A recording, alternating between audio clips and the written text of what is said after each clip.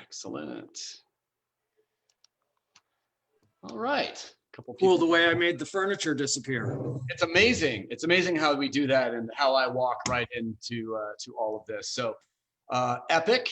What do we got in the glass? Oh, because it's Friday. Cadel Bosco Cuvée Prestige Franciacorta. Oh, beautiful. Is that oak?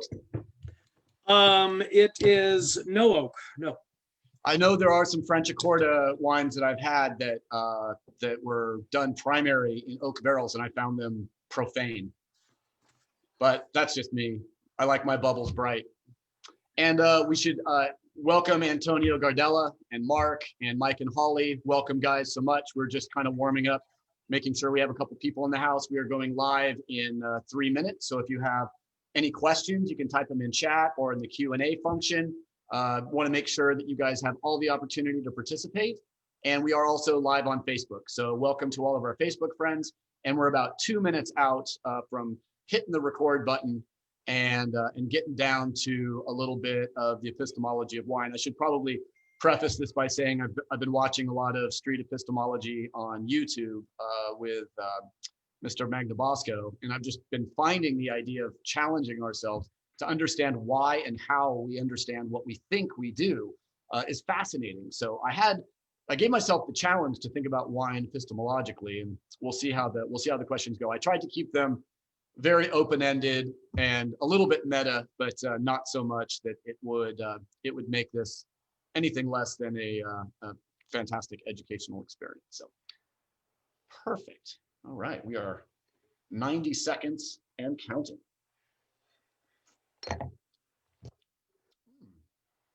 Lovely. David, have you seen this label? It's kind of brand new for the Wellborn Cuvée from Biennacido Estate. I have not. It's our new entry-level Biennacido Estate. So $30. Wow. Yeah. So Chardonnay, Pinot Noir, Viognier, and Syrah. 100% estate. Just not from the vaunted Hillside X and Q blocks and all of that crazy stuff.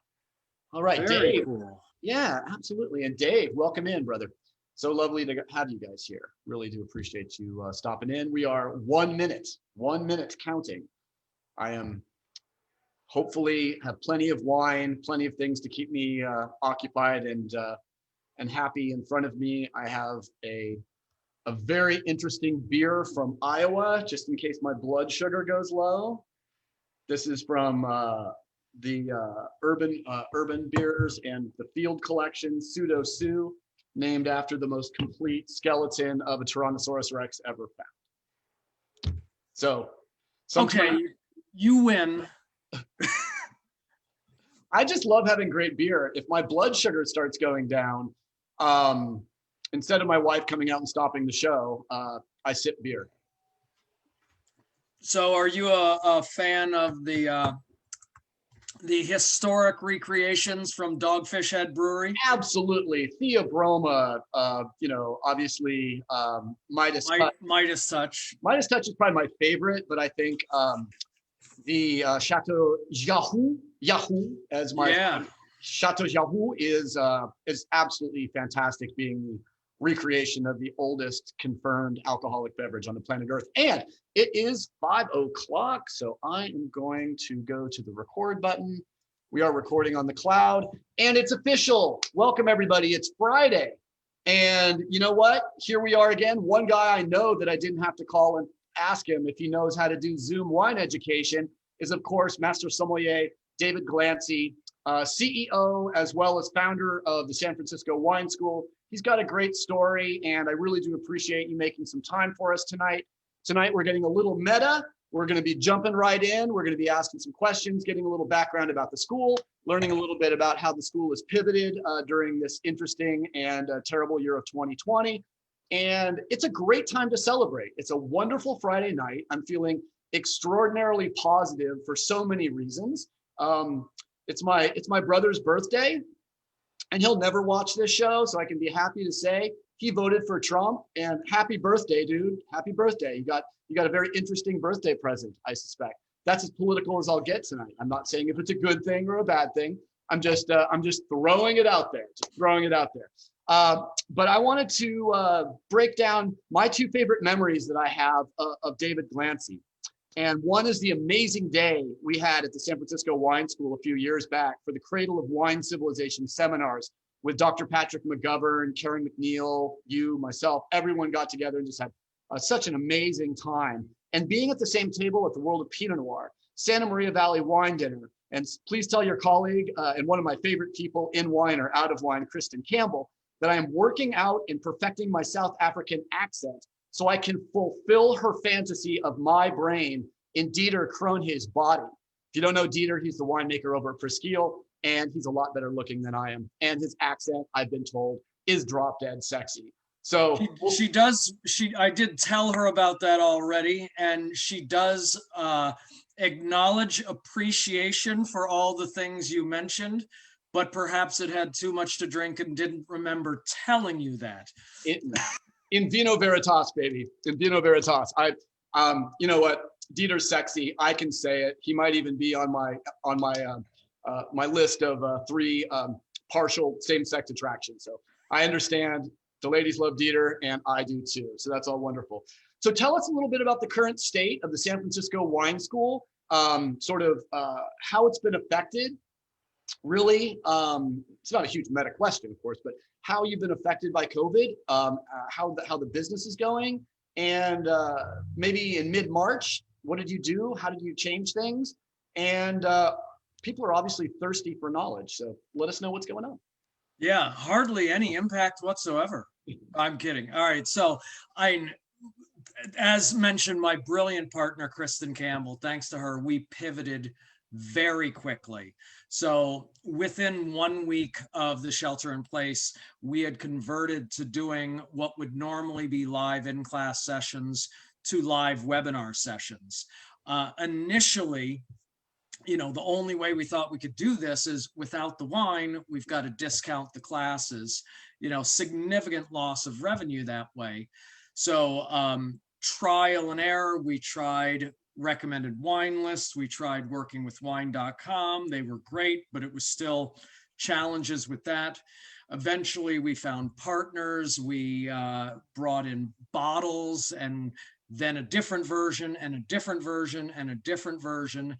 And now for all of our classes, we are rebottling into 2-ounce sample bottles.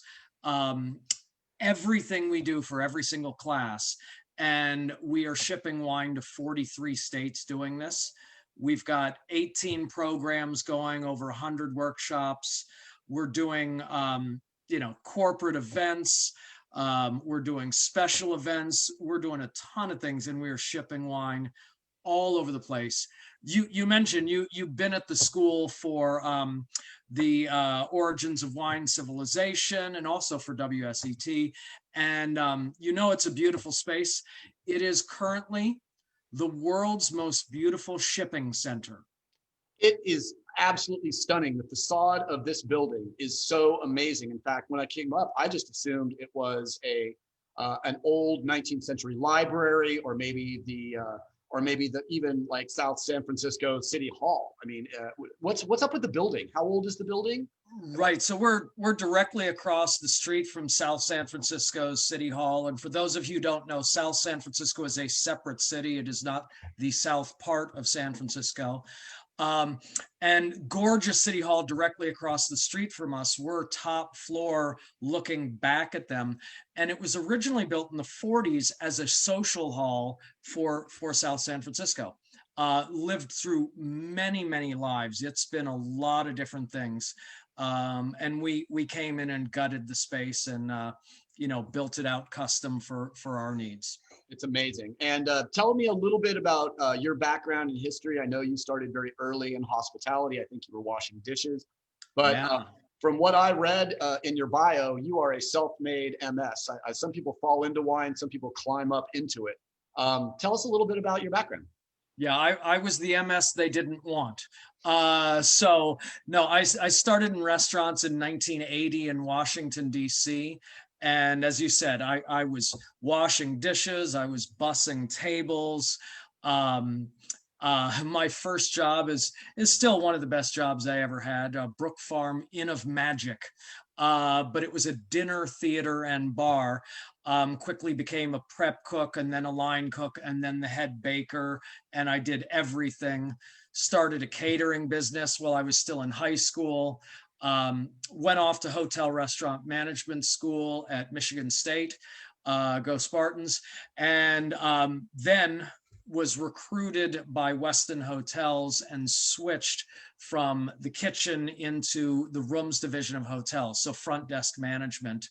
Eventually transitioned into food and beverage, transferred to Asia, came back to the US and went into freestanding restaurants and dining room management. So my path wiggled and turned, introduced to wine certainly during this entire journey, but it was when back in the US in 96, I took the Court of MS introductory seminar just to be a better manager.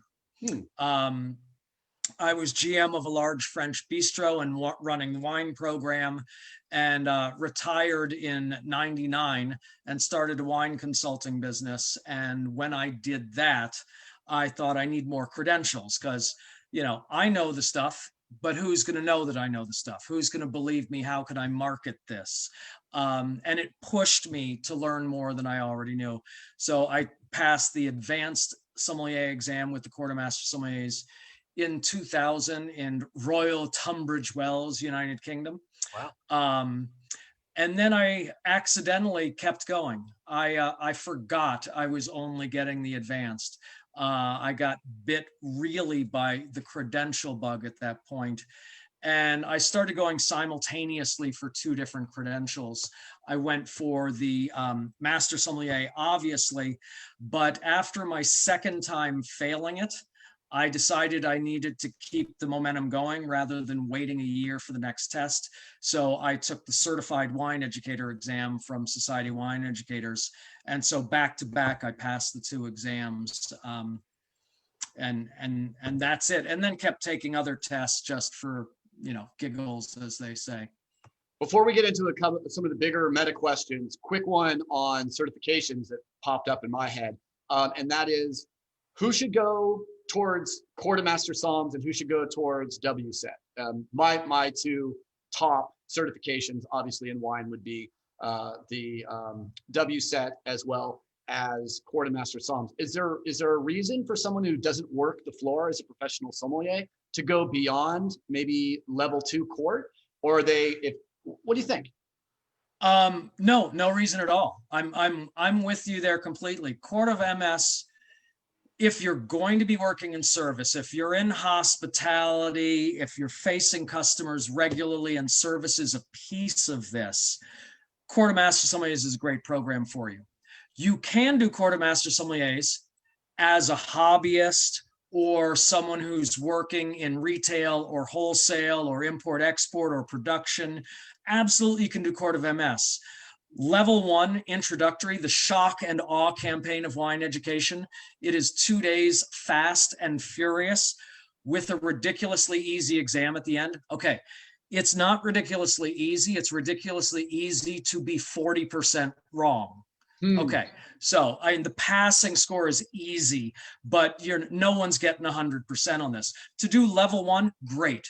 To do the certified sommelier, you've got to do blind tasting and service in that exam, but you can learn to get through that mechanically. You don't have to be that polished to get through it. Sure, do it so you can say, yes, I'm a certified sommelier, and then quit and switch gears to WSET or Society of Wine Educators or Wine Scholar Guild or a few other relevant programs out there. But you have no chance of passing the advanced. In fact, there's a certain amount of experience required. And this isn't snobbery. I am a non-denominational guy here. I believe all relevant credentials under one roof is the mission for starting our school. And I just believe go on the path that makes the most sense for you, or do as I did, go down multiple paths because you're just having fun chasing rabbits this way and that way, ball and off, learn that It's sort of like me, and we just had a couple of weeks ago a show on comparative mythology, and I always love what Joseph Campbell said in his book Creative Mythology. We are the first few generations ever to have access to every great religious writing, and if you read them like a poem and not like a newspaper, you can take a little from the Upanishads, a little from the Noble Eightfold Path of Buddha, a little from the Old Testament, a little from the New Testament. Shoot, you can even take a little bit, out of the Book of Mormon, as long as we can still drink wine, but to create something whole. And I can imagine, as we'll get to a very good question later on about how institutions might foster mediocrity. Well, if you're part of 5 different institutions, maybe taking a little bit from each one of them are going to give you an amazing breadth of information on wine. I will say it might be confusing on exam day to remember which exam you were studying for. So that takes a little extra work, but you'll certainly be a better rounded wine professional. I love the word round, and if we have time, I'll tell you my story about Heidi Peterson Barrett and the German idea of round in wine. 10 seconds. It doesn't mean that the wine is soft. It means the wine is complete. When a German wine expert says the wine, the question is it round or is it not round? Rund or aber nicht rund. And if it's round, it just means it's like a good story. It's got a beginning, a middle, and an end. And so I love the idea that the only necessity I have for a wine to be great is for it to be round. And it means a little different in English, but I love that concept. All right, let's jump right into one of the sort of meta questions, a little epistemological inquiry into wine. How do we know, or do we know, that all people smell and taste the same things in a wine? Is a wine objectively knowable? All right, so I've got to confess here a little bit. When you sent me the link and the banner for this whole thing, and it said wine epistemology, I had to Google the word. So you are a smarter guy than I am for sure. But it led me into another rabbit hole, which is something I love. So I found a blog by someone by the name of Gloria Origi, and she talks about everything. It is not just wine. She is like you. She's a Renaissance woman.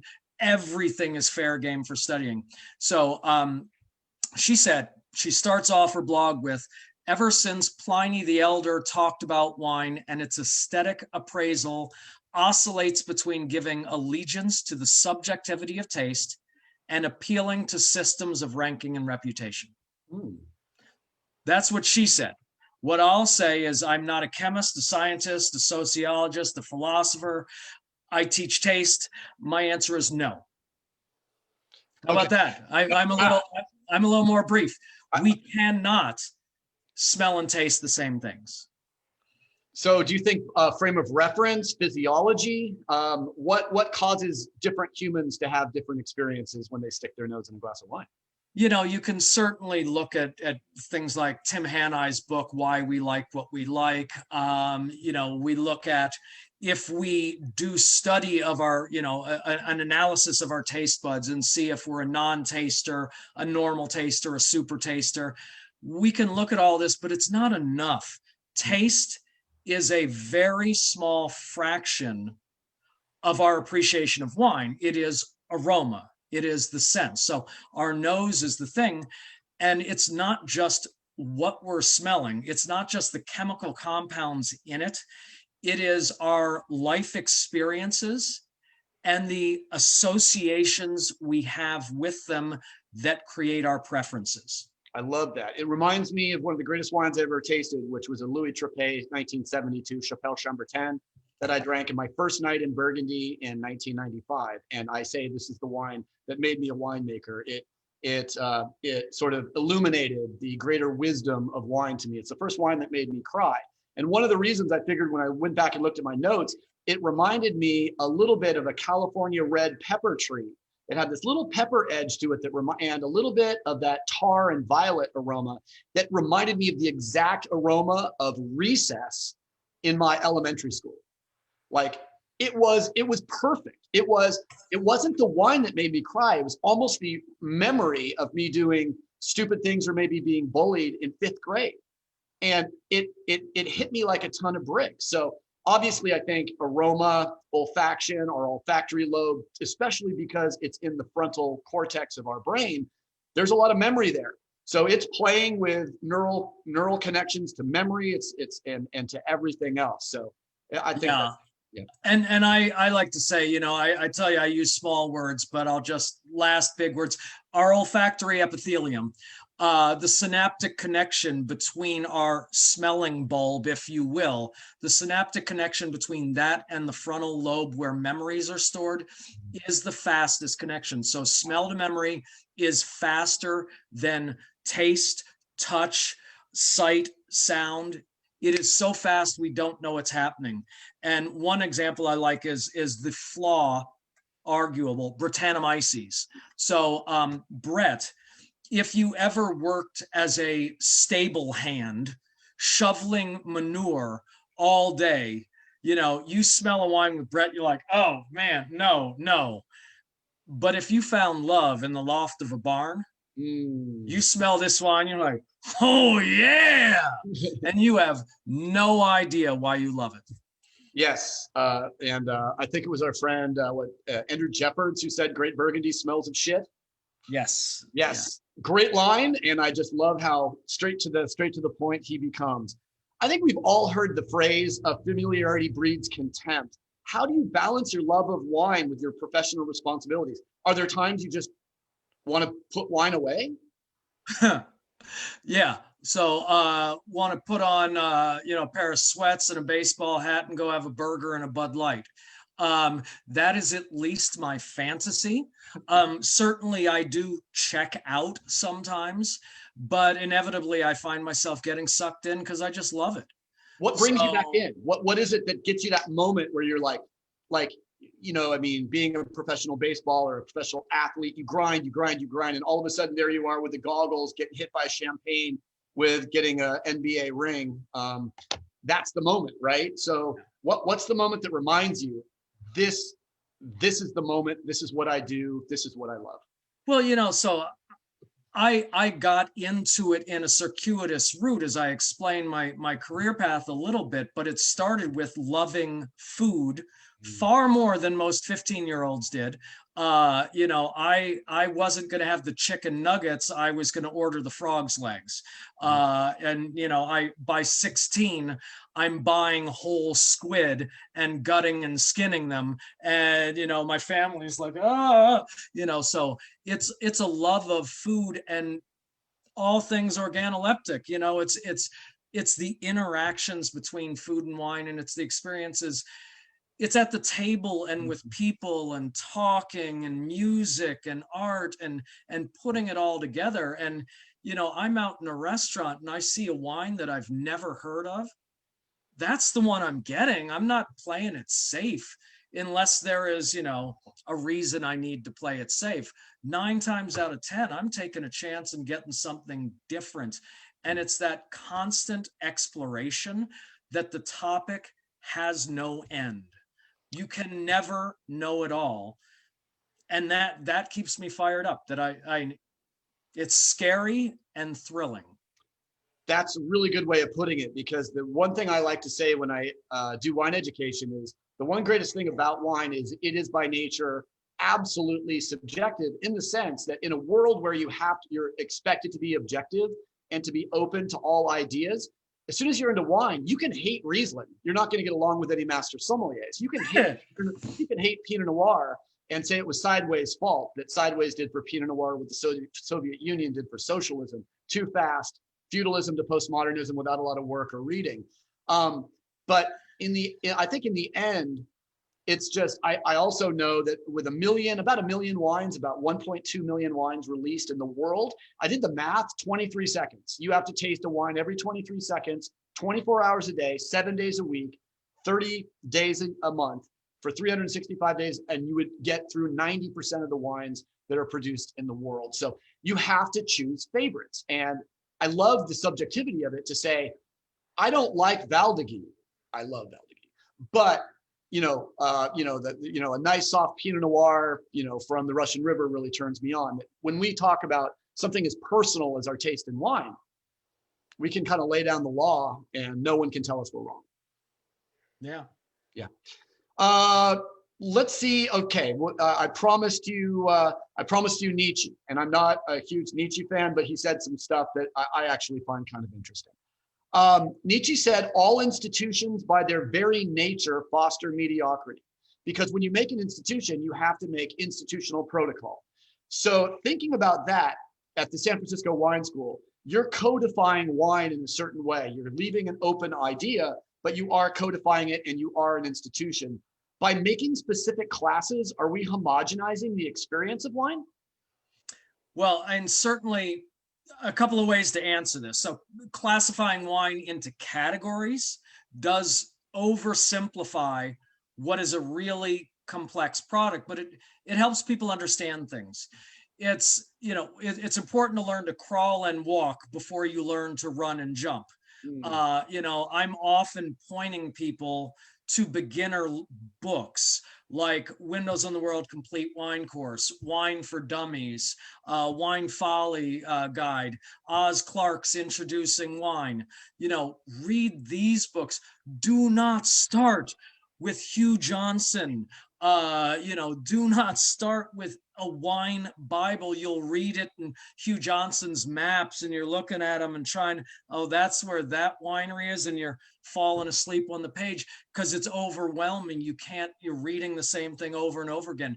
You've got to understand the basics before you can get into the intricacies. So I think creating categories of wine and then diving into the next level. Now, if you're talking wine classes, that is a big debatable topic.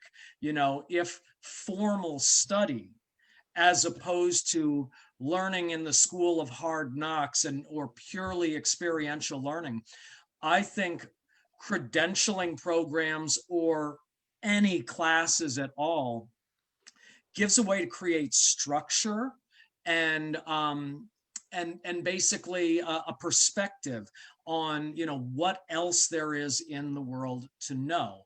So wine classes on their own are not enough. You got to travel, you got to read, you've got to taste, you've got to experience it.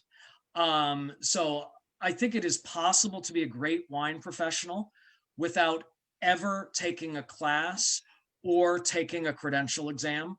You could be the best in the world without that. Most of us need a little help figuring out, what should I learn? And again, back to the mission of the school, all relevant credentials and then some. If someone comes up with this crazy idea to do origins of wine civilization, it's not taking us to a credential exam, but why not do it? If we get a bee in our bonnet, so to speak, and decide, Black Lives Matter, and we're going to do an event called Sips with Soul, we've gotten a deeper understanding of the world of wine. And I don't think this is creating mediocrity in that regard. I can see if you are only of the Church of the Court of Master Sommeliers or WSET, if you are only in one path, if you are so partisan, yes, I do think it narrows your vision excessively. So down with fundamentalism. Zen master Hiro Suzuki wrote a book called Zen Mind, Beginner Mind, who said the first meditation is commonly your greatest meditation because you have no expectation. And when Dalai Lama was asked, at what age did you become enlightened? He said, why would you think I was enlightened? And the guy goes, dude, you're the Dalai Lama. Dalai Lama said something very interesting. I am not enlightened. I will never be enlightened. For if I did become enlightened, what would I do tomorrow? So I love this idea that the beginner mind is powerful because it is not locked into protocol. It's not locked into what's going on. And I love the idea of a school having no specific protocol and no specific, this is the way we drink wine, and if you don't like it, hit the road. Because I can imagine being in your class, a brilliant student bringing up something about wine that you had never considered and running with that, and maybe even making a class about it afterwards. So yeah, great answer. And I love that that idea that there are schools of thought, just the ways there are schools of philosophy. And if you get too caught up in one school, I think you might get a little kind of distracted. Do you remember sticking your nose? Do you remember what wine you remember first in your life? I'm not saying the seminal wine, but do you remember ever sticking your nose in a wine and going, oh, okay. Do you have a memory of before you were trained? Oh yeah. Of Oh yeah. Yeah. But I will admit it wasn't, sticking my nose in and getting these ethereal things and writing poetry and all.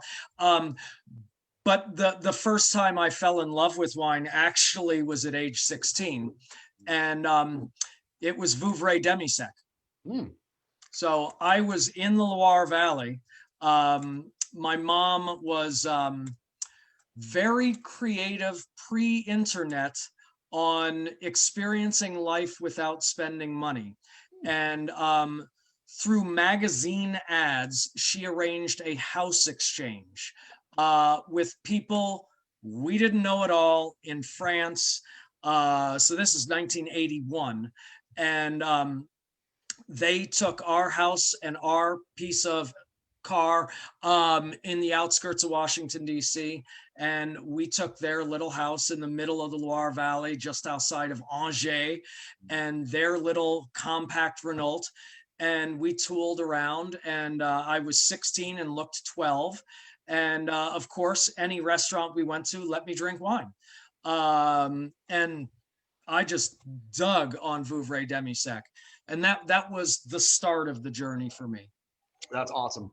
All right, last sort of meta epistemological question. If your contentment in your life with wine is 100 on right now on a scale of 1 to 100, because you're a master som, you're 100 regardless. To us looking at you, let's just say you're 100. On a scale of 1 to 100, your passion, your love, wine is 100 out of 100. If wine disappeared tomorrow and there was never another drop available on planet Earth, how would that change your contentment factor on a scale? What would you be, say, in 6 months? How much pleasure would that take away from your life from 100 down to X? Okay, first of all, stop scaring us. There might be children listening. All right, so the pandemic is scary enough. Take alcohol out and we'd be South Africa. Oh, ouch. Sorry. That reference, for those who don't know, part of their response was making alcohol sales illegal. Ouchie. But, okay, I think there would be tremendous initial grief and the loss of it all. I would drop to a 40 or 50. I'd be in a state of depression if it's all gone. But I think, like the pandemic has taught all of us, we've got to figure out creative and different ways to make the best of what we got. So I think I would spend more time on other things I do. I would figure out how to spend more time playing soccer, hiking, eating still, board games, karaoke, whatever. And keyword here, beer. Yes. A very deep appreciation of all things Russian River Brewing. And if you haven't had them, the Alvarado Street beer is being produced in Salinas, California. I would go ahead and say it is not only my favorite brewery right now in California. Sorry, Russian River, you've been my favorite for a long time. But if you haven't had some of the beers coming out of Salinas, especially some of their crispy boys, like their Palio Italian style lager, unbelievably delicious. This would be a great time to mention. Thank you to the Miller family for paying the bills and keeping the lights on here at the Punchdown. Miller family wines are absolutely delicious. I should say, I'm having a little of the Wellborn Cuvée. It's hard to do this with everything else, but yeah, this is one of our new labels that is now being produced under the Bienvenido label. But it is a delicious $30 Chardonnay that I'm making. It's making this interview even more fun than it possibly could. So, well, that was a great question. So now I want to go through some of what I found. I went through sort of the catalog of the San Francisco Wine School, and what I would love to do is sort of a modified speed round, in the sense that we are going to talk. I'm going to give you a class, and I want you to take about a minute or two on each one of these, maybe 5 or 6 classes. What I remember 2 things about school. I remember the teachers that were passionate about what they taught. And I think that has more impact on my love of a subject than actually what they taught me. And then I usually remember 4 or 5 high-level concepts from Shakespeare before 1600, Shakespeare after 1600, learning to scan poetry. I actually probably remember that my professor smelled of bad cigars and scotch. That's just what I remember. So it could be kind of an interesting aside. It could be a factoid. It could be a concept. But if I just took, for example, the intro series of Intro to Wine, what do you want your Intro to Wine students to walk away knowing? I want them to feel comfortable and welcome into the world of wine and less intimidated. So that's an 8-class series. And the first class is Wine 101, AKA my first class. And, you know, it's understanding your own palate and having the freedom to not be told what you should be drinking. So, I mean, that's sort of a starting point for that, you know, simple stuff texturally, not, you know, I get lilies and, you know, kaffir lime, but, you know, this is crisp, this is creamy, this is tart, this is bitter, you know, acid, tannin, you know, just working through and understanding basic styles of wine. Understanding there's a difference between bone dry, a fruity wine with a dry finish, and a sweet wine. You know, really, it's sort of starting to understand palate and not blind tasting. It is not blind tasting. Get to that later. Sure. But that's the quick on the intro series. And I always love talking about various kinds of milk. You know, when you're talking about texture, I love to talk about the difference between skim milk, 2% milk, whole milk, half and half, and cream for how texture. When you said that, for some reason that popped into my mind. Blind tasting. What do you want people to walk away from their first blind tasting class? Wow. Let's see. All right. So one, anytime you say, or anytime someone says great legs, simply say thank you. And that I teach people to cheat in blind tasting. So when in doubt, the legs are medium. But when you put the wine in your mouth, then you know what the legs were like. You know, because the body to your non-fat 2% whole milk heavy whipping cream, that really correlates to the legs. It's alcohol, it's sugar, it's glycerin, it's grape solids, but the legs and the body match one another. So we don't need to spend a lot of time looking at the tea leaf pattern or whatever we've got going on. The second thing is cheating again. You know, they have no idea what they're looking for in a wine. Almost every white wine has some degree of lemon.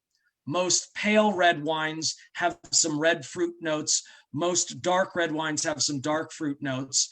And if it doesn't jump to you immediately, look for them. I'm like, oh, you know, lemon, is it there? Maybe it's not. Well, who's lemon's best friend? Lime.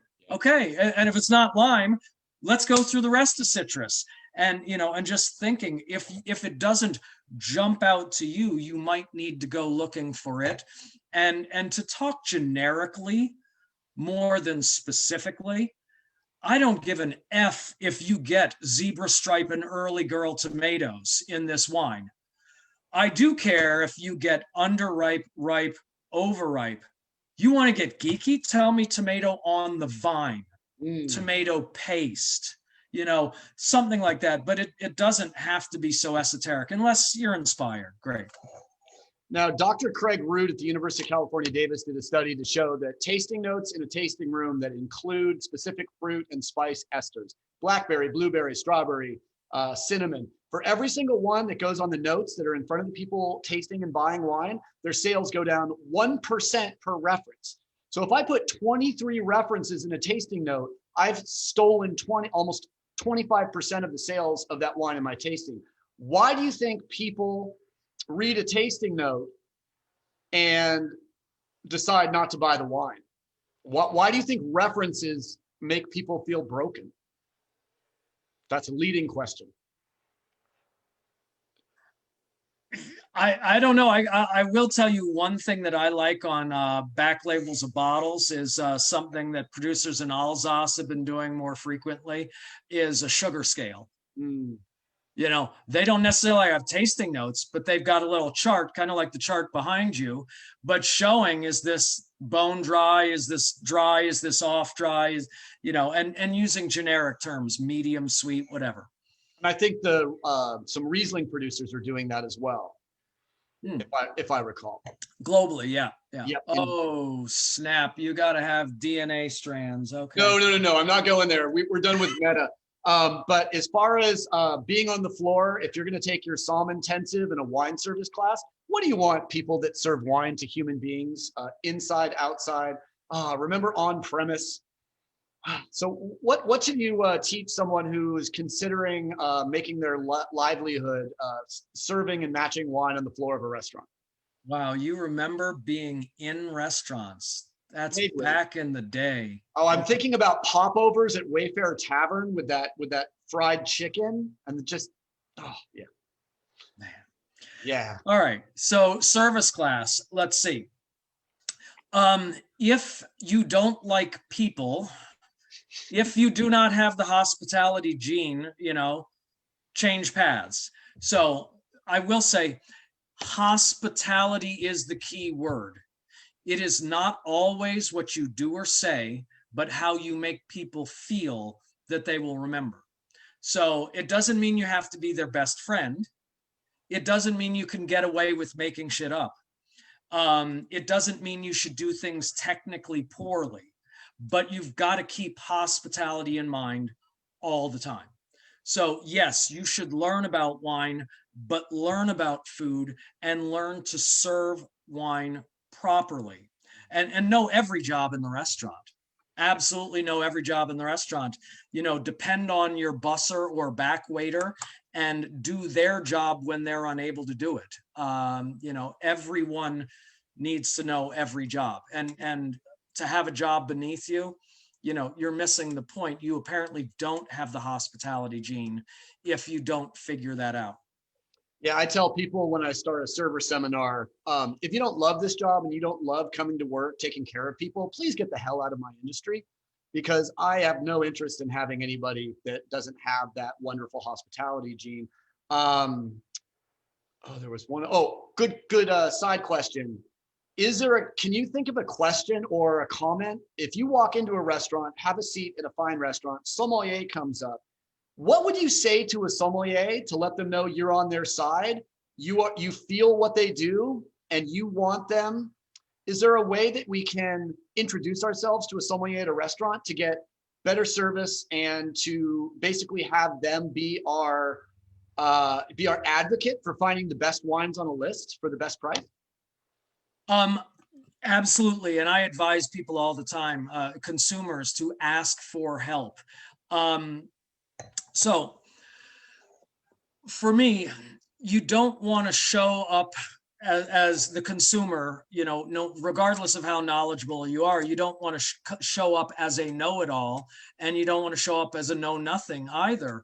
You know, take whatever you do know and use that to present the sommelier or waiter or manager or bartender or, you know, winery owner, whoever it is, with enough information to guide them to help you, to let them know, I want to be helped and I know you are the professional, and talk to me, tell me. So it could be that, you know, you say, look, hi, I was looking at your wine list and your menu. We're thinking about duck. I think of Pinot Noir when I think of duck. I'm open to other ideas. I love Pinot Noir, but can you bring me something similar to Pinot Noir that you think will go with the duck, that you think I might have never had before and might open my eyes? And I'd like to spend less than this. Oh, you know.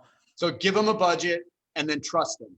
Yeah. And to your point, trust them. they give you a recommendation and you might be honest and say, well, no, I've had that one, or, you might give them a little pushback. There are times when it's obvious the person knows absolutely nothing and you have to move on and decide for yourself. But when you're in a good restaurant, or you dumb luck find great help in a bad restaurant, it's nice to listen to some of their suggestions. You don't have to take them all. But I got to tell you, I've had a server or sommelier talk about food and wine, and they're like, would you like to take a moment to think about this? I'm like, no, I think you just made our night. We'll have boom, boom, boom that you suggested, and we'll take your picks on wines to go with them. Do you think go ahead. Wine pros, I mean, we love wine. Mm-hmm. So we want to talk about it. If we find someone curious, that excites us. Is there irony? And you can totally disagree with me. I find people at the highest level of wine, people that have credentials, people that have been in production, winemakers, are much more willing to trust a sommelier than people who don't know about wine. This is like, if you are a CPA, you do your own taxes, but imagine the CPAs at the level of expertise of a master's degree or even like a PhD would say, I'm not doing my own tax. I'm not going to, it's interesting. It wasn't a question, but. No, I think it's your average CPA might do their own taxes, but the CFO might not. Yeah. Yeah. So I think people who don't know much about wine, but they've learned a few things like Napa Cab is good, or whatever, or they got a Wine Spectator magazine and looked at the top 100 or whatever. They don't know much, and they're going to be defensive about it, and they're going to go to what they do know as bravado, sort of hiding what they don't know. Cough, silver oak, cough, cough. Yeah. And I've got all the wines that the industry makes fun of. I've got nothing against any of these wines. It's but I don't think on a date night or entertaining a client, I should read the 10,000 item wine list cover to cover. I might call in the night before and say, I looked at your wine list online and I'd like a bottle of this champagne waiting on the table. And for the sommelier, please tell them we'll need help with pairing because I don't know what my guests are going to be ordering. And we'd like to spend between 80 and 150 a bottle so that I don't have to say that in person. That's an amazing idea, especially it's also très américain because, of course, unlike it being at Gerard Boyer in Champagne, we don't spend a half an hour basically drinking champagne and having a spirited discussion of the menu and what we're going to drink that night. I had a great question from Ian McKenzie, good buddy of mine. What, if anything, can a typical wine drinker do to enhance their appreciation of great wines? That's a loaded question. You come to San Francisco Wine School and drink lots of J. Wilkes wines. So, beyond that, it's smelling and tasting as much as you can. And I'd say it's also studying things from multiple perspectives. As I said, quartermaster sommeliers, WSET, Society of Wine Educators, Wine Scholar Guild, and other things out there, paths of study, but also on your own, studying wine sliced different ways. So, for example, you could take Sauvignon Blanc and study Sauvignon Blanc in books, in retail stores, sitting down and tasting. You could take that one grape and study it for a month and just taste examples of it from everywhere in the world and find what is similar and what is different. Then after you've done, every grape that's important to you, and Kevin Zraly, great wine educator, author of Windows in the World wine book, wine course. He says, there are 8 grapes that are responsible for 80% of wines of the world. So take these main 8 grapes and study the hell out of them globally. So Sauvignon Blanc, Chardonnay, Riesling, Pinot Noir, Merlot, Cabernet, Syrah, great. So study those globally. Then also study by region. Go, okay, today I learned France, and hit a region. I'm only going to do the Loire Valley, and then taste the Sauvignon Blanc and all the other grapes and styles of wines from the Loire Valley. And then slice it up another way. This is something we do at the school because we have a World Grape series. We have the Intro series. We have all these different programs like French Wine Scholar, Italian Wine Scholar, California Wine Appellation Specialist. So you could study it regionally, but then you can also study by climate. I'm only into cool climate wines right now, and just explore that. And then now I'm looking at warm climate and look at style. I'm just studying bubbles right now, or I'm just studying dessert wines right now, or I'm into natural wines. I don't care where they're from or what grape, hit it by style. So slice it up lots of different ways and you'll be more well-rounded. I love that. And one thing I always really respect when I'm at a table tasting, which is the most torturous way of evaluating wine ever created. But the people that come up to the table tasting and say, I'm only doing aromatic whites. What do you have? I'm only doing 17 Pinot Noirs right now. What do you have? And I noticed they're doing the entire room that way. They'll do aromatic whites for the entire room. Then will choose a grape variety. So they're not going to these tables with 25 wines trying to understand the entire breadth. What they're trying to understand is aromatic white wines from 18 and 19, which is a subset that can be at least partially grokked, understood, etc. Let's talk a little bit about the California wine course, and then let's talk about and then we'll move to a different question. But if I was taking your California wine class, what would you want me to walk away as the big concepts for understanding California wine? I would say within the next year, I expect you to have taken at least 8 road trips. If you do our full California wine appellation specialist, it's not for study. I expect you to be inspired to do that. So we, like anything, we do an intro version, an intermediate version, an advanced version. California wine, we do intro to California wine that is 2 hours, and we do California wine appellation specialist that's 24 hours. So when I was studying for and shortly after becoming a master sommelier, I would be teaching, and I would teach France first. This is our framework, understanding the world. And you've got to memorize Chablis is Chardonnay, Châteauneuf-du-Pape is Grenache, Syrah, Mourvedre, and Friends, etc. We're going through the whole world like this. And then we get to California. I go, okay, California, the grapes on the label, we're done.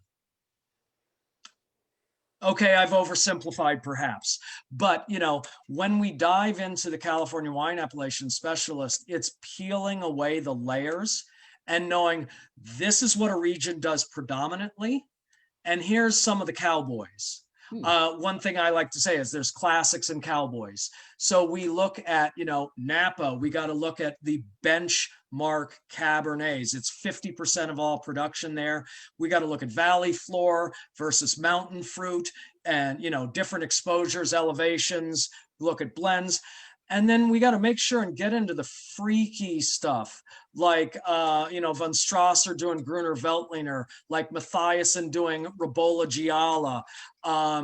There's so much more, like Lagier Meredith doing Tribidag, just crazy stuff out there. To know the traditional and know the new school, know the corporate owned, and know the small family stuff. So coming from a cowboy region, why is, first of all, I'll ask you if you agree, there's a second part of this question, that Santa Barbara is to California as the Loire Valley is to France, in the sense that we're maybe a little too spread out in our varietal compositions, like so many different wines and so many different, all kind of put together. And then, of course, what I say, why is Santa Barbara still struggling to ascend as one of the great wine countries in California to anyone who doesn't really understand it at the level that you do? Wow, that's a loaded question, my friend. All right, and why is Santa Barbara so cool? Why is it? Yippee-ki-yay, motherfucker! Yeah, all right, sorry. Good. Well, so I don't know that I agree with that completely, that it's sort of the Loire Valley of France, because even even within France, there are other regions like Loire Valley that are very stretched out and have more diversity than is acknowledged. Santa Barbara, certainly, if you look at Santa Maria and Santa Rita Hills, looking at cool climate on the leading edge of it, but getting into Happy Canyon, and on the way, Ballard Canyon, Los Olivos district, looking at it is going from cool to warm, changes in soil, changes in climate. It's new country. I mean, what is it? I think after Prohibition, it shut Santa Barbara down completely until the early 60s. So Napa Valley came back 33 and had Sacramento wine going on from 1919 to 1933. Santa Barbara closed down, walked away, and didn't come back till the 60s. And frankly, Napa Valley, one of the things they did early on was create the Napa Valley Vintners Association. And they created that in the 60s. And, 50s, 60s, don't quote me on the exact year. I'm drinking wine and talking shit. But they've got a permanent facility with 20 full-time staff members. Does Santa Barbara Wine Growers Association have 20 full-time staff members? Certainly not. We're trying to invest, and we are struggling to get people that want to make Santa Barbara Vintners a robust trade organization. And that being said, it's fun being in an up-and-coming region. It's fun being the featherweight fighting, because I think our wines punch way over our weight class. And I would never want to be anywhere else in wine. When I left Clopepi, I looked at the opportunity of taking a job up in Napa Sonoma and Paso, and another region where my ambassadorial and sort of raconteur skills might have been in need. But leaving Santa Barbara is the last thing I ever want to do, because this is a small pond, and I want to be a moderate-sized fish in the small pond, because I think my skill set would be lost in a place like Napa Sonoma. Not because I'm cool, but because they're so cool, I probably wouldn't really make that much of a dent. Okay, I'm just going to say you're a little bigger than a medium-sized fish, Mr. Four Pete. Okay, so 4 AVA petitions approved.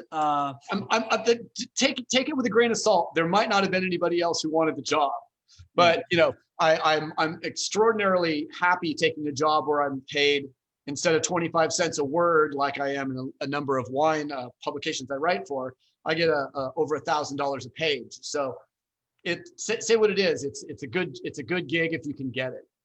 Yeah, and I think there is value. You said featherweight, I'll say underdog, but I have done a program for a few conferences that I called Classics and Cowboys, and you're unlikely to find that many cowboys in the Napa Valley because the bankers won't let you. So you need return on investment. The land costs more. The expectation of what you can get for the wine is more.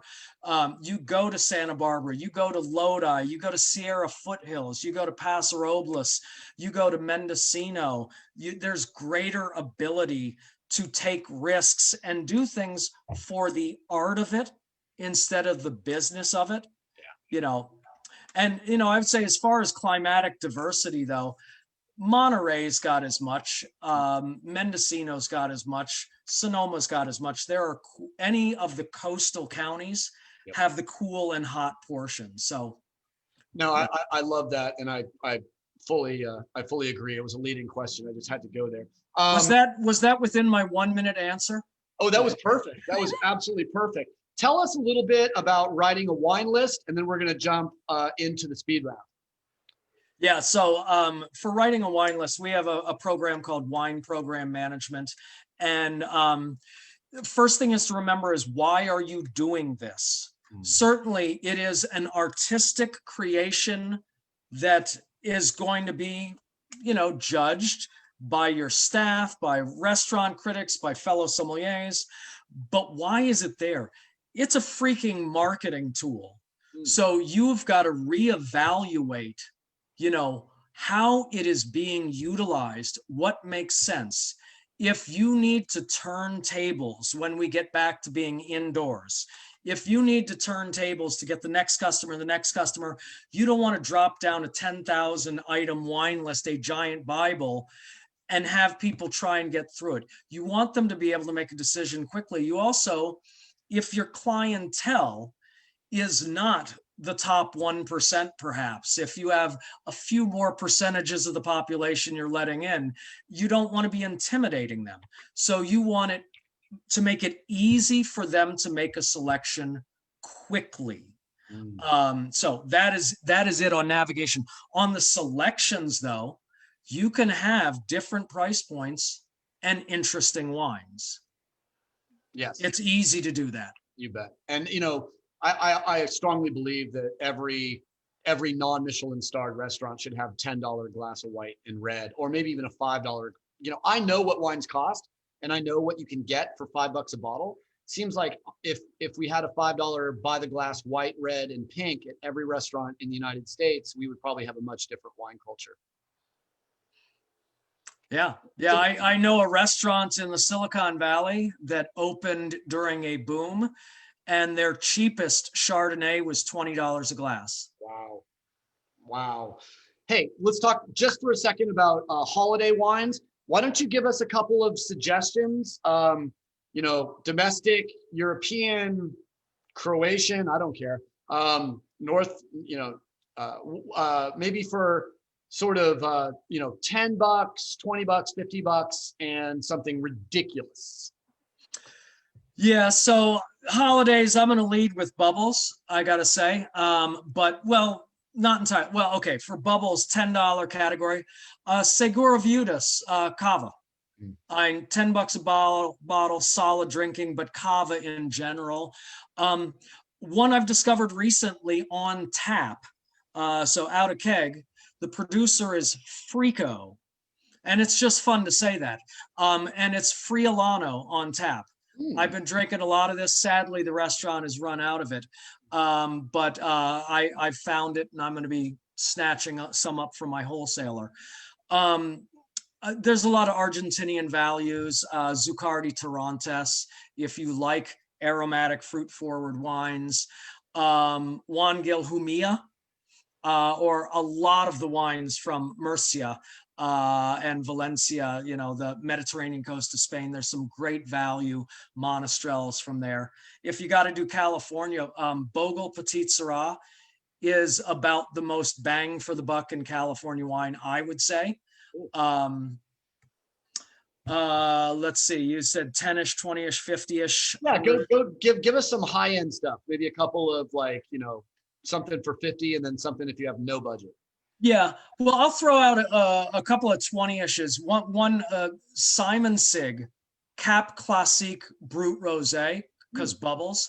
It's a Pinot Noir Pinotage blend, sparkling, fantastic. J. Wilkes, come on now. I have like all the wines, but the Pinot Blanc has been my go-to from J. Wilkes. Cremant de Bourgogne, generically, like I would with Cava in the $10 spot. But I'll move on. 50-ish. Again, I'm big into bubbles, so what I'm drinking now, Cadel Bosco Franciacorta is about 45. Fan of Keller in Petaluma Gap. Their Pinot Noirs in particular, they do several different. El Coro is one of them. If I'm going to spend $100 plus, I'm probably not. Who's paying? Okay, what are you kidding? I don't make anything. Some wines that I have liked so many vintages of. Bouchard Perry Feast, their Bon L'Enfant Jesus, the baby Jesus wine. That's just over 100, always good. Definitely need some financing, but I've always loved Chateau Ausson. That would be the first wine to make me cry, just weep and write poetry. What else? Vega Sicilia Unico. And what I haven't had is the Reserva Special, the non-vintage blend. So that's my bucket list. Pierre Peters Champagne, any of them. Gramona, Cellar Batal, I think it's 10 years on the lease. Killer stuff. Love it. All right. Well, thank you for all that specificity. We're about to jump into the speed round. I'm scared of your background. Yeah, no, we're going straight into the Infinity Gauntlet, Silver Surfer number 50. That was going to be one of my questions, is what is the significance of Silver Surfer 50? Because back when Silver Surfer 50 came out my sophomore year of college, I drove to 25 different comic book stores and bought 15. I think I found 15 copies of Silver Surfer 50, which I still own. Here's the deal. If you get every single one of these right, you get a free copy of Silver Surfer 50. And I will provide that. And I guarantee it will be near mint, up in the 9.4, 9.5 layer. So I ask my guests what you want as far as your speed round questions. He said Marvel Universe and R&B from the 60s and 70s. So that's all you get. And we're going to alternate between those two subjects. And we're going to start easy and get harder. So I've got my daughter ready to text her. And when I said Marvel, I meant Marvel Cinematic Universe, the last 21 movies they made. So I'm going to be screwed on comic books. But okay, there might be a couple questions about actual stuff, but we're going to start with an R&B question from my perspective and one of my favorite bands. Which British band that co-opted the red, white, and blue bullseye of the RAF self-styled themselves as Maximum R&B? I am going to take a chance. Many clues lead towards AWB, the Average White Band, but I could be wrong. That is incorrect, but that's okay. My comic books are safe, but as long as you get at least 6 of the 12 questions right, the Miller family sends you wine. So what was their catchphrase again? Sorry. Maximum R&B. It was like big Maximum R&B with the Who, the RAF, and the little arrow coming out, the male symbol kind of combined with the RAF symbol. Maximum R&B. I was a huge Who fan. I saw R&B. I wanted to start with something that I wasn't culturally appropriating. And as a white man, I can certainly talk about the Who. Next question. What Marvel creative genius has not only had a cameo in every Marvel studio film, but pre-recorded many more for future movies before his death on November 12th, 2018? Oh, come on now. Don't disrespect me, Stan Lee. Of course. I told you it starts easy. Starts easy, but wait till we get to Hulk 181. Pure blues question. What blues legend, years 1911 to 1938, is famous for being the master of the Delta blues and for the myth of his deal with the devil at the crossroads? Oh my God, I'm never going to come up with this. It's speed round, and I've got no lifeline for this. This is not 60s and 70s. I apologize. It was right. Foundational. Yeah, I'm ready. Wow.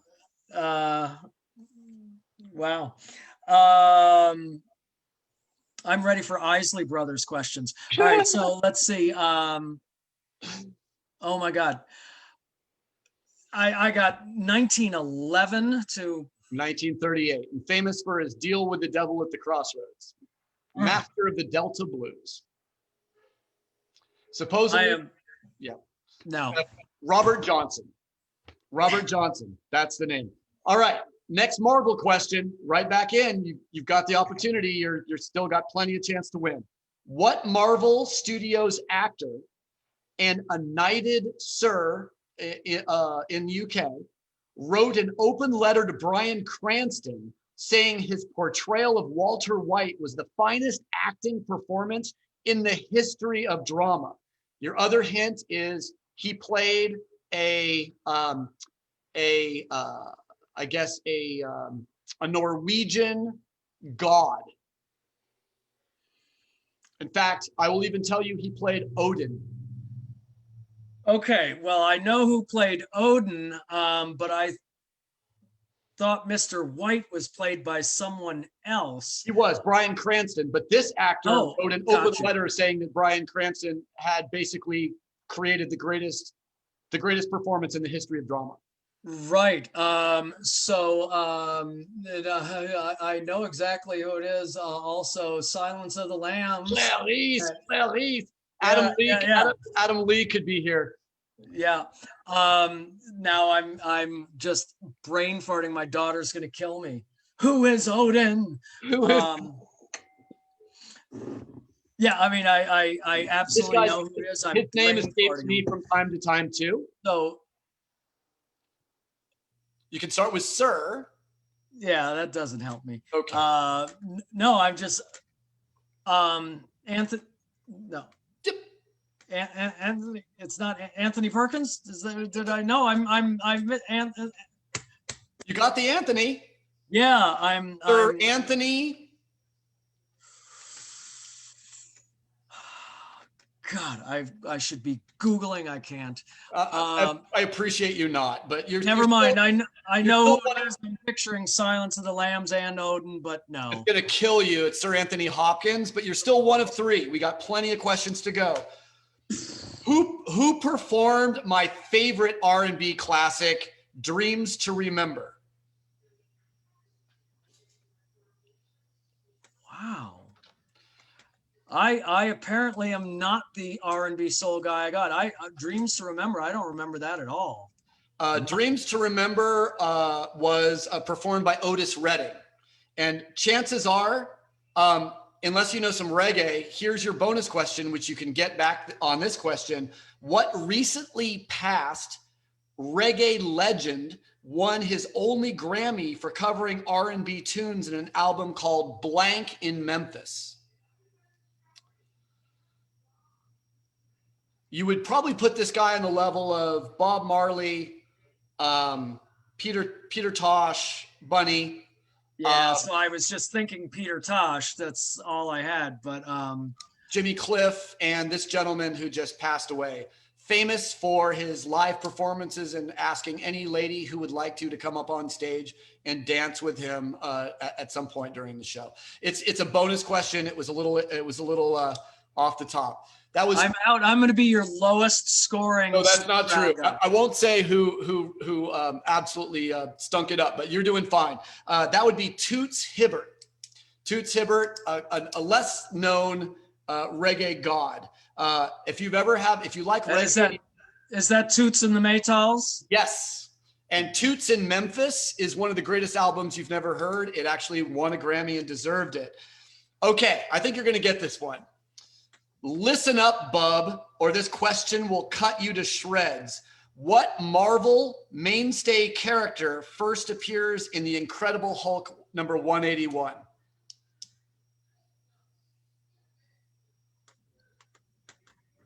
Wow. So yeah, I suck at the comic books. I'll tell you, I am the movies. I'm the MCU because my daughter was a huge buff and came to me with the idea to watch all 21 of the Marvel movies in order. We did it too. My wife and I did that as well.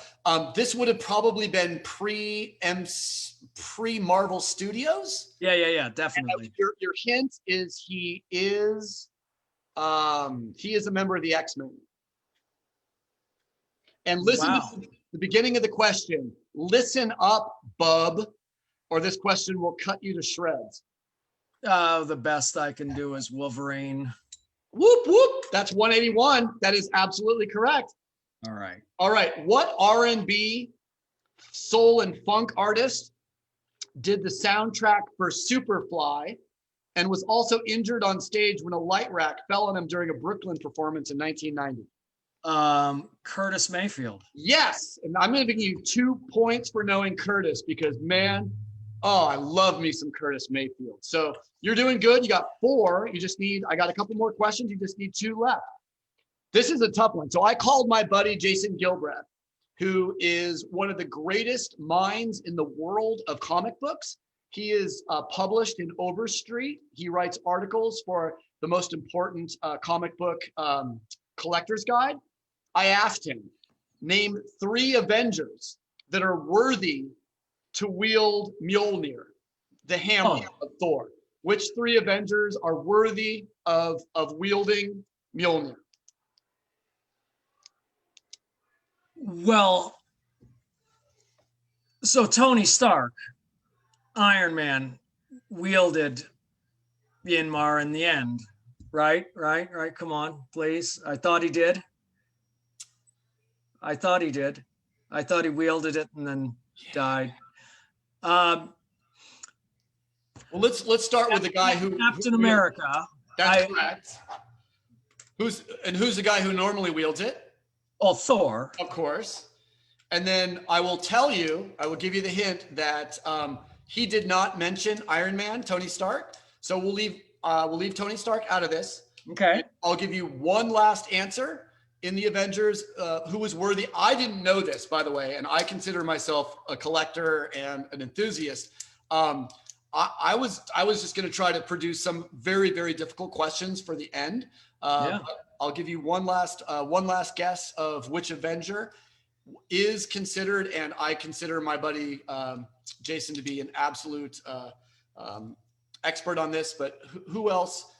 I will say one last Avenger that is worthy of wielding Mjolnir.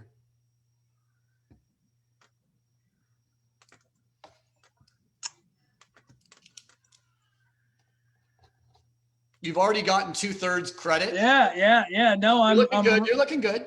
I'm running through them. It never happened in the MCU. Spider-Man's pretty pure, but it certainly never happened there. I love it because you're like, this Riesling smells of tennis ball can, so you're deducing it. It can't be Spider-Man. Hawkeye was a good guy, but no. Doctor Strange was not pure. I will give you one hint. He did not survive the Infinity War. Wow. Even at the end. Well, Iron Man didn't survive, but Black Panther didn't. He wouldn't. Oh man, I don't know. I'm gonna throw Black Panther out there for Chadwick Boseman remembrance. Love it. The correct answer, according to my buddy Jason, is Vision, and I don't know why. I have absolutely no reason why that's the correct answer. So we're on the same page. Okay. I have no idea. You've got 4 questions, and all you need is 2.5. All right. This is a really cool question. Which 2 female Avengers in the modern cinematic Marvel universe are without question the most powerful? What 2 women are the most powerful? Yes. What 2 female Avengers are without question the most powerful on the Avengers? So Captain Marvel. Absolutely. Oh,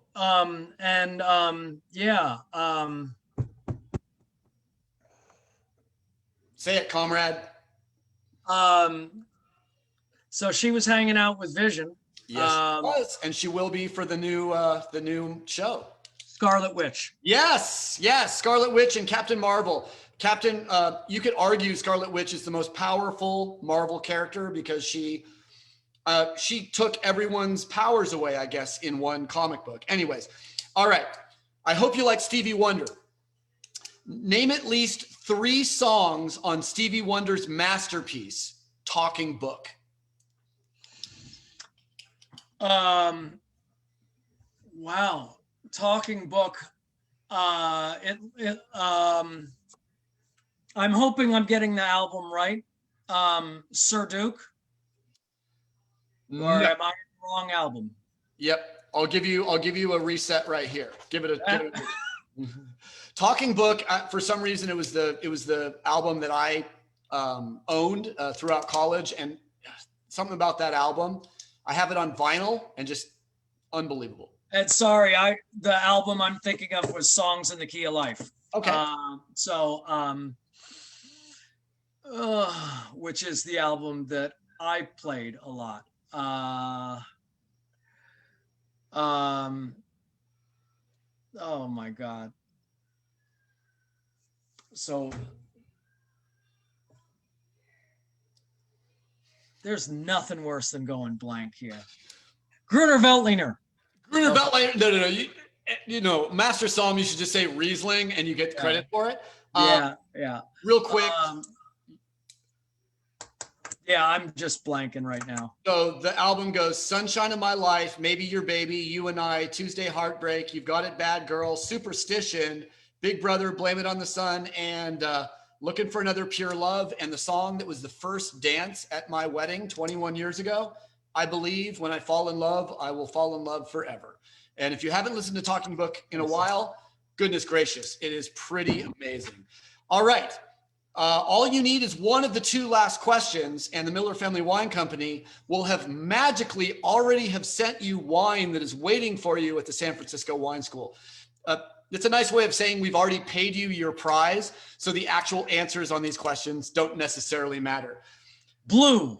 This is going to be one that I don't think you're going to get because you're not a true Marvel comic book geek, but this was going to be the hardest question I could ask.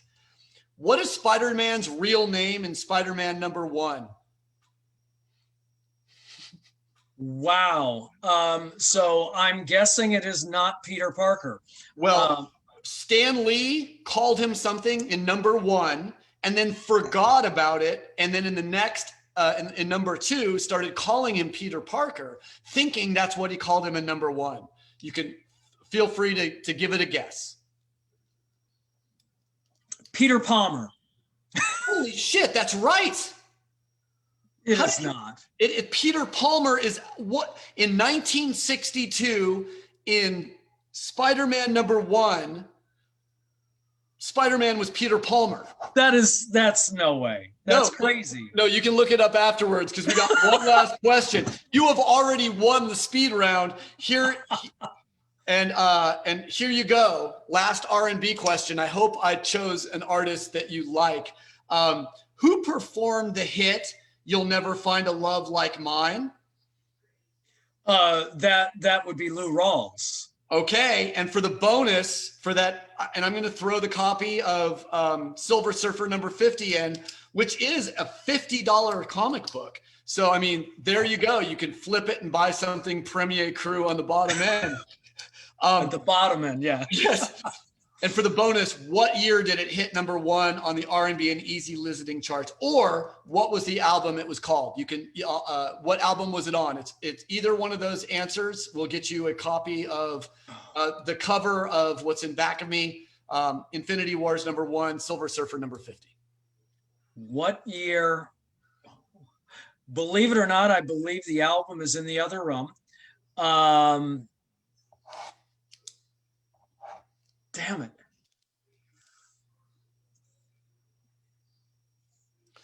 The hint I'll give you is the year of its release and its #1 charting was the same year that I went to the Hollywood Bowl and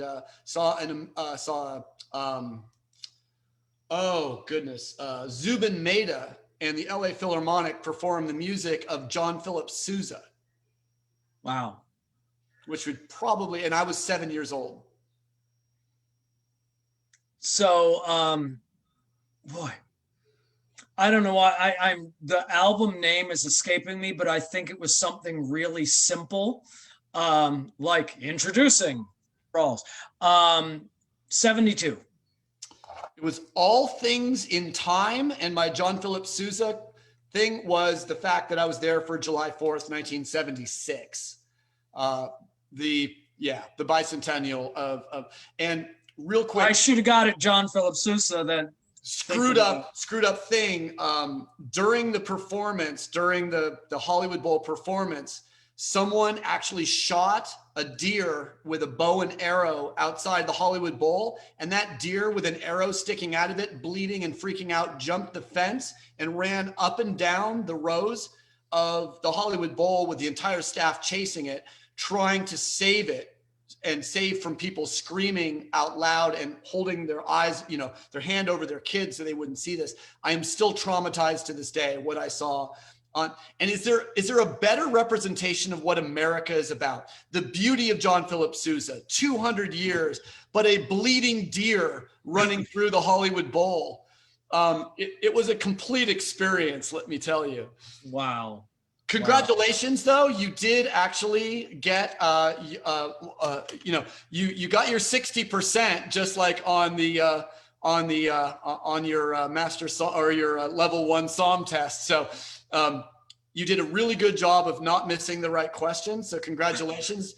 Next time you go to the Miller family, or next time you go to the San Francisco Wine School, whenever you're there, there is a box. I saw it arrived today with some 2019 Pinot Blanc from Jay Wilkes and some other incredibly delicious wines. Let me know what you think, and we really do appreciate. We ran a little long today, probably one of my longer sessions, but I really do appreciate everyone sticking in and watching. We had a great speed round and a fantastic guest. Thank you so much for your commitment to wine education and your commitment to hanging out with a winemaker down here in the Cowboy regions, talking about wine. So, David, have a fantastic weekend. Really do appreciate it. And thanks to everybody else. Really do appreciate it. And thanks again. Thanks so much for having me, Wes. Always fun to hang out and talk. Cheers. Cheers. Hope to be up in San Francisco soon. And I'll see you down we'll go grab some oysters, and then we'll go down and have some popovers and some fried chicken down at Wayfair. Nice. Nice. Cheers, everybody. Fantastic. Thank you. Thanks again, everybody. Cheers. No. Thanks again, David. Thanks. Talk to you soon. Oh, all right. Ciao. Ciao. Have a great weekend.